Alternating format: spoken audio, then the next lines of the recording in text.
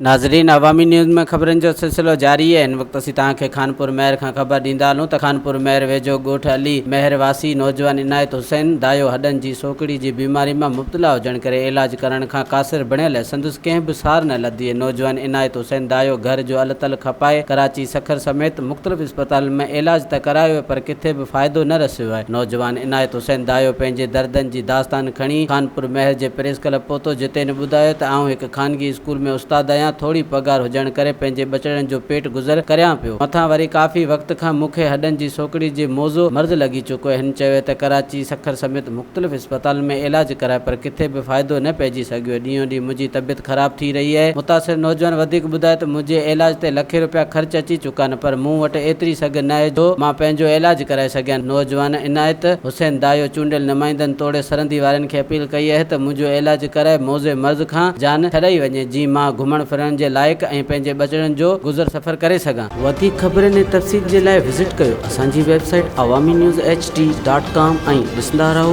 Awami news HD।